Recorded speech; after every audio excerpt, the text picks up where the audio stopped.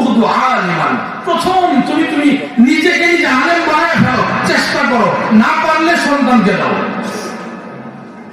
আও মুতাআল্লিমান, আলেম হয়তো হইতে পারো নাই, অন্তত আলেমের সামনে যায় ছাত্রের বেশ ধরা, ছাত্র হিসাবে আলেমের সামনে হাঁটু গেড়ে বসে যাও।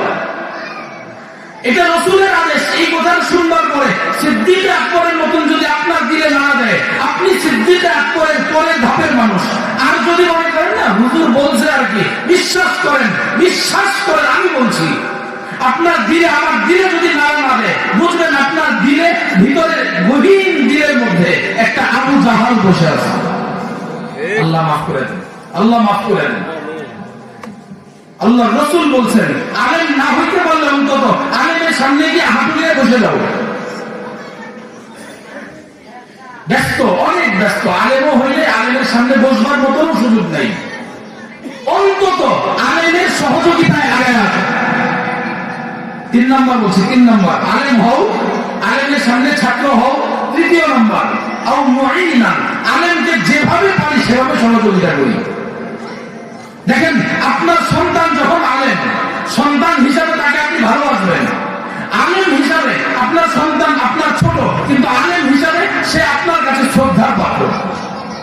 আপনার ভাতিজা বয়সে আপনার মাত্র 30 বছর, আপনার বয়স 70 বছর, আপনি বলবেন তো কয়েকদিন আগে ছেলে, ও কোরআনের কি বুঝে, আমি 70 বছর থেকে হাল চাষ করি, আমি কোরআন বেশি বুঝি। এরকম করা যাবে না। আলেম শ্রদ্ধা। আল্লাহ রাসূল বলেছেন 4 নম্বর জায়গা আও মুহিব্বা, আলেম হও, আলেমের ছাত্র হও। 3 নম্বর, দুইটাই পারলা না, অন্তত আলেমের সাথে মহব্বতের সম্পর্ক রাখো। কোরআনের সাথে মহব্বতের সম্পর্ক রাখতে হয়, শুধুমাত্র মহব্বতের সম্পর্ক রাখতে হয়। শুধু মহব্বতের বদলে কি হয় জানেন? একটা ঘটনা মনে পড়ে গেছে, বলে ফেলি, আলোচনা জানি না কতটুকু দিয়েছে, সময় যে কতটুকু আছে, আপনাদের সময় নষ্ট করতেছি কিনা। 10:30 বেজে গেছে। একটা ঘটনা মনে পড়ছে, বলি। দেখেন, শুধুমাত্র কুরআনের সাথে নিজের মহব্বতের বদৌলতে আল্লাহ পুরো দুনিয়ার সামনে সাক্ষী রেখে গেছেন যে এটা জান্নাতি।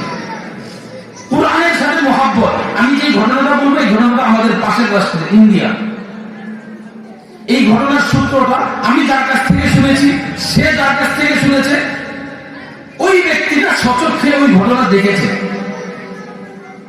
কথাটা আরেকবার বলি, এই ঘটনার সূত্র কি? গান গল্প না, ওই যে অমুক অমুককে বলছে, এই যে অমুকের কাছ থেকে শুনলাম, এরকম গল্প না। কেমন গল্প এটা? আমি যার কাছ থেকে শুনেছি, তিনি একজনের কাছ থেকে শুনেছেন। ওই ব্যক্তিটা যে, সে সচক্ষে দেখেছে, মানে ঘটনার প্রত্যক্ষদর্শী, এবং আমার